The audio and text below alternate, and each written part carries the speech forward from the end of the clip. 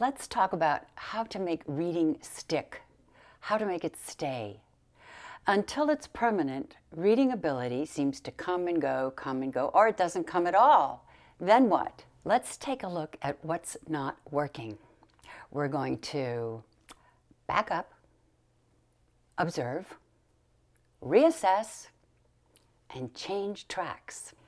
Teaching reading has to work really well for two things: your learner's personality, learning style, learning difficulties, the family situation, etc.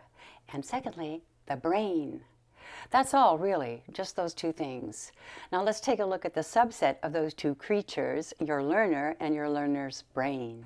First, let's look at your learner's ability to take in the information you're trying to teach her. What is her learning style? What are her learning limits? What are her difficulties? What shuts her down? What fires her jets? Does she absolutely hate the materials you're putting in front of her?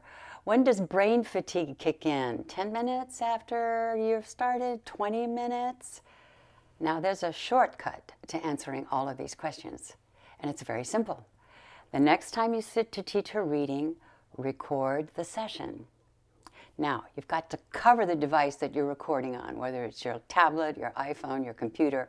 If she sees herself in the device, you're toast. So you have to cover that. You also want to place it high enough on the table or wherever you're taping from so that you can see yourself, the child, and everything that's on the table. Later, when you're alone and can focus, watch that video. Become the observer. Take notes. Look at where her eyes are. I can't say this enough. Watch her eyes. Watch her eyes. Where are her eyes? Are they looking at the materials? If not, why not? Watch her body language. You can tell when she's starting to shut down or when she's engaged, right? Now, watching this video will give you more information than you can imagine. It's a gold mine of information. When you're teaching, you can't be in observing mode. Not unless you're adept at being in two places at once. So what you're doing now when you're watching this video is you are the observer. You're studying what's going on. With the information you're going to get from observing your teaching and her reactions, you can go back to the drawing board and reassess and change your methods and materials. Now let's talk about the brain. There are two rules. Brain rule number 1. Frequency is king. Teach him twice a day.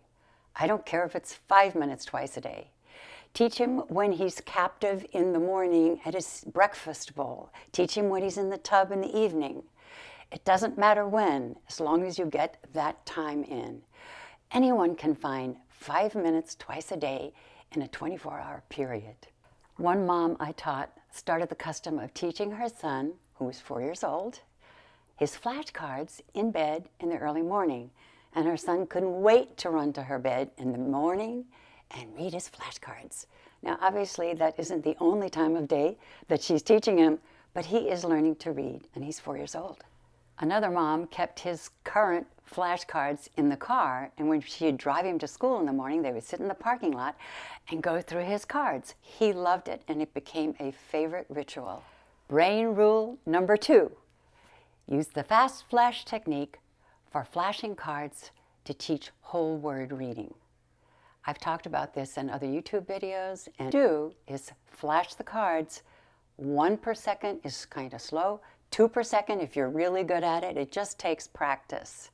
Fast flash is a well-researched and decades-long practice of engaging the right hemisphere of the brain.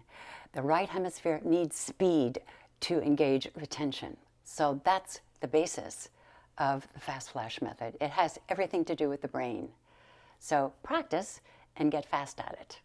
Everything I've told you in this video really reflects, in a nutshell, the basis of my reading method and program.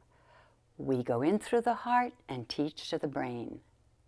So follow the plan and back up, observe, reassess, and change tracks. The ultimate reward is orthographic reading, skilled, automatic reading. But don't take this project out of the oven before it's finished baking. We Patiently teach day after day until this souffle is fall-proof, until it can stand on its own, until your learners can read on their own. Not to worry, you can do this.